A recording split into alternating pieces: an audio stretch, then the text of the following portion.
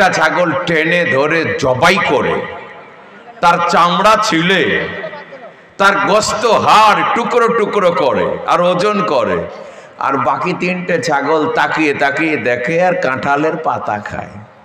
ওদের হুঁশ নাই, ওর গোস্ত ফুরিয়ে গেলে আমাকে ধরবে। তেমনি আমার বাপ যায়, মা যায়, দাদু যায়, দাদা যায়, নানা যায়, নানি যায়, আমরা তাকিয়ে তাকিয়ে দেখি আর ভাত বসাই, মনে করে ওরে হলো, ওদিন বোধহয় আমার হবে না। মাঝে গেছে অপারেতে থোড়া ইন্তেজারি, ফিরে আসিতে নৌকা জিতনে আন্দাজ দেরি। আমরা নদীর ধারে গঙ্গার ধারে দাঁড়াই, মাঝি যে কটা লোক দাঁড়ায় তাদের নিয়ে চলে যায়, আবার যারা দাঁড়ায় দ্বিতীয় খেপে এসে তাদের তুলে। তেমনি হতে পারে আজরাইল ফেরেশতা জমদূত আপনার আব্বাকে, মাকে, দাদুকে রাখতে গেছে, দ্বিতীয় খেপে এসে আপনাকে তুলতে পারে। একটু সতর্ক। আল্লাহর নবী সাল্লাল্লাহু আলাইহি ওয়াসাল্লাম পবিত্র জবানে বলেন, একথা শোনা সত্ত্বেও আল্লাহর নবী বলেন, কুন ফিদ দুনিয়া কা আন্নাকা গরীব, তুমি দুনিয়াতে বসবাস করো এমন ভাবে যেন রাস্তা চলতে মুসাফির, পথ চলতি লোক। ওয়াউদ্দা নাফসাকা মিন আহলিল কুবুর, আর তুমি নিজেকে কবরবাসীদের অন্তর্গতই ভেবো। আজ না হয় কাল, না হয় দুদিন পর তোমাকে কবরবাসী হতেই হবে। আল্লাহর নবী বলেন, ইয়াতবাউল মাইয়িতা সালাসুন, মানুষ মারা গেলে কবর পর্যন্ত তিনটে জিনিস যায়।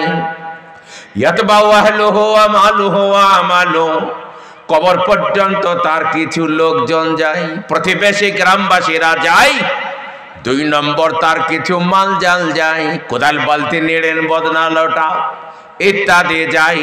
3 নম্বর তার কিছু আমল যায়।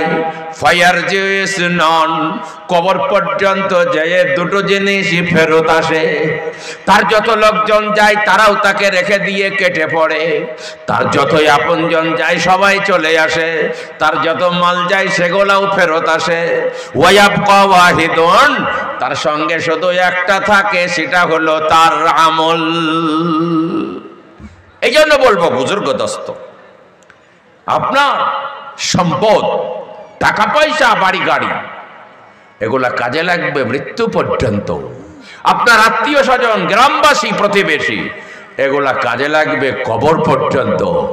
আর আপনার আমলে সালেহা, আমল কাজে লাগবে জান্নাত পর্যন্ত। বলেন সুবহানাল্লাহ। এই জন্য মরে দেখেন সবাই পর হবে, কেউ আপনার সঙ্গী হবে না। ধরলেন আপনার স্ত্রী খুব আপনাকে ভালোবাসে, কথাই কথাই বলে তুমি আমার জান, তুমি আমার মাথা, তুমি আমার মুকুট, তুমি আমার সব, তোমাকে না দেখলে আমার পেটের ভাত হজম হয় না, তোমাকে না দেখলে আমার ঘুম হয় না, এত ভালোবাসে। আল্লাহ না করুক যদি রাতের বেলায় আপনি মারা যান, স্ট্রোক হয়ে, আর গ্রামের সবাই যদি মিলে, বেলুক গ্রামের লোক এসে বলে, ও জামিলা, তুই তো তোর স্বামীকে না দেখে ঘুম হতো না, পেটের ভাত হতো না, হজম হতো না, ও তো মারাই গেল, ওকে তো আর জীবনে দেখতে পাবেনি, তোকে আর ওকে আজকে সারা রাত এক ঘরে ভরে দেব, সারা জীবন কার মতো শেষবারের মতো প্রাণ খুলে সারা রাত দেখে নে, সকালবেলায় তোর কাছ থেকে বের করে মাটি দেব। তখন আপনার স্ত্রী কি বলবে জানে? ভাই ওর সাথে আর থাকতে পারবো না, মরনেওয়ালা মরে গেছে, কোথায় ওর সাথে থাকলে ভূতে ধরবে, ঝামেলায় পড়ে যাবো, আমার দ্বারাই সম্ভব নয়। তেমনি আপনিও কেটে পড়বেন। আল্লাহর নবী সাল্লাল্লাহু আলাইহি ওয়াসাল্লাম তাই পবিত্র জবানে বলেন, তুমি মনে করো আমার সাথে সব যাবে না, তোমার সাথে একটা জিনিস যাবে, সেটা হলো তোমার আমল। আমল যদি না থাকে সর্বনাশা হবে। আল্লাহ তাআলা কোরআনে বলেন, ইন্নাল্লাহা লা ইউগাইয়িরু মা বিকওমিন হাত্তা ইউগাইয়িরু মা বিআনফুসিহিম। আল্লাহ ওই জাতিকে কোনোদিন পরিবর্তন করেন না যে জাতি নিজেদের পরিবর্তন নিজেরা করার চেষ্টা না করে। আমরা হাজার হাজার ওয়াজ শুনবো, হাজার হাজার হাদিস কোরআনের কথা শুনবো, যদি আমরা আমল না করি আমাদের পরিবর্তনই হবে না। এ বাবা, আপনি ডাক্তার বাড়ি যাবেন, ডাক্তারবাবু ওষুধ দেবে, ওষুধ যদি নিয়মিত না খান আপনার রোগ সারবে? একজন লোক ডাক্তার বাড়ি গেছে, ডাক্তার বাড়ি যাই ডাক্তারবাবুকে বলছে, ডাক্তারবাবু কিছু ওষুধ দেন তো। বলে তোমার কি হয়েছে গো? দেখে তো ভালোই লাগছে। বলো হুজুর ডাক্তারবাবু আমি খুব মোটা হয়েছি। বলো কত মোটা গো? বলে আমার 3 মণ ওজন। এমন ওষুধ দেন যেন ওজন কমে যায়। ডাক্তারবাবু বলল 500 টাকা ফিজ আমার, জানো তো? বলে লাগে দিতে হবে। 500 টাকা পেয়ে নি খাঁচাখাচ প্রেসক্রিপশন করে দিল। এই প্রেসক্রিপশনটা নিয়ে ওষুধের দোকানে গেল। ওষুধের দোকানে বলছে ডাক্তারবাবু তো তেমন ওষুধ লেখেন নেই। বলো কি লিখেছেন? বলে উনি লিখেছেন সকালে 1.5 খানা রুটি খাবে, রাতে 1.5 খানা রুটি খাবে, আর দুপুরে 1.5 চামচ ভাত খাবে 3 মাস। 3 মাস পরে আবার ভিজিট করবে, দেখা করবে। লোকটা বলছে এই 300 টাকা নিয়ে এই ঘোড়ার ঠ্যাং লিখে দিল, ট্যাবলেট ক্যাপসুল সিরাপ কিছু লেখে না? বলে কিছু না। সকালে 1.5 খানা রুটি, রাতে 1.5 খানা রুটি, দুপুরবেলায় 1.5 চামচ ভাত। ও 3 মাস খেলো। খাওয়ার পরে ওজন হয়ে দেখছে 3 মণ ওজন ছিল, 3.5 মণ ওজন হয়েছে। ডাক্তারবাবুকে যাই বলল, ডাক্তারবাবু এ তো ওজন বেড়ে গেল আপনার ওষুধ খেয়ে, ওজন তো কমলো না। বলে আরে বাবা তোমার তো ওজন কমার কথা, নিশ্চয়ই তুমি আমার প্রেসক্রিপশন মানো নি। বলে বললে হবে?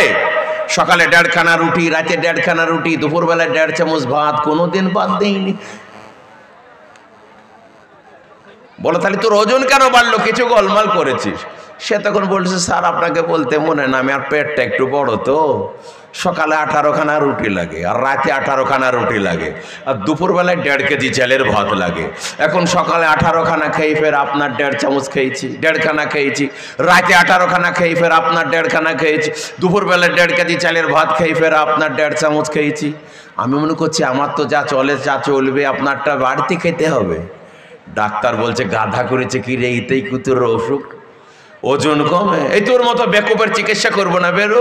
বলে স্যার 3.5 মণ ওজন, আর হাঁটতে পারেনি, আর একবার আপনি দয়া করে চিকিৎসা করে দেন। বলে শোন আমার 1000 টাকা ফি হয়েছে। বলে লাগে দিতে হবে।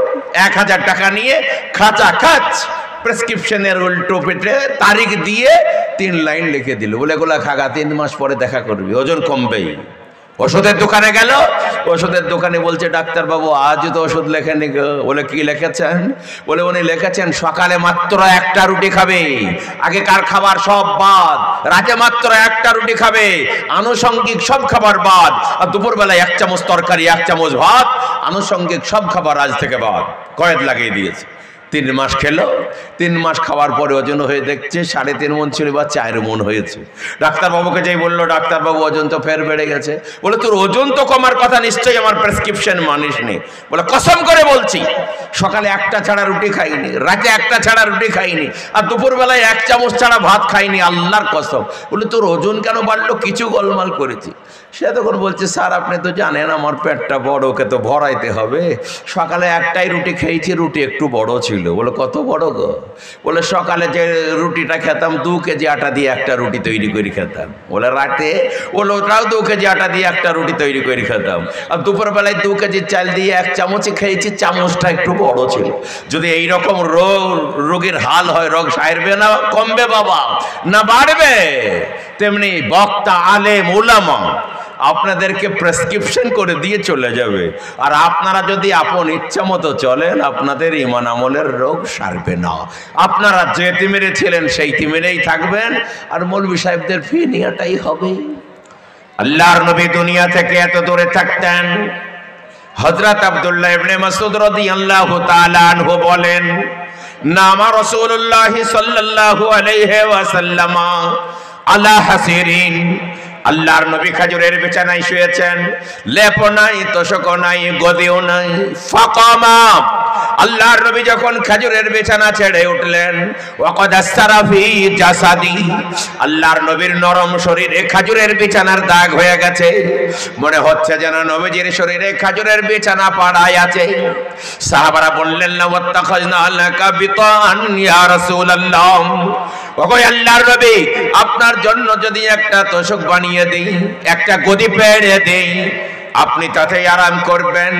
আল্লাহর নবী বললেন মালি ওয়া মালিদ দুনিয়া, আমার এত দুনিয়ার সুখের কিসের প্রয়োজন বলো?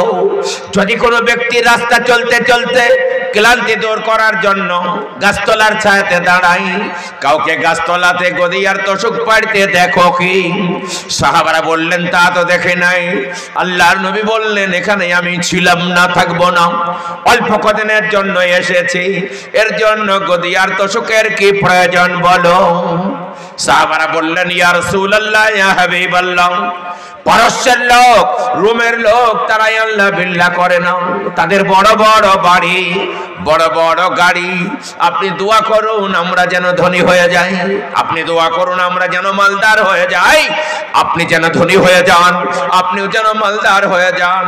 আল্লাহর নবী কোনো দিন ধনী হওয়ার দোয়া করেন নাই, বরং আল্লাহর নবী দোয়া করতেন আল্লাহুম্মা ইনি মিসকিনা ওয়া আমিতনি মিসকিনা ওয়াহশুরনি ফি জুমরাতিল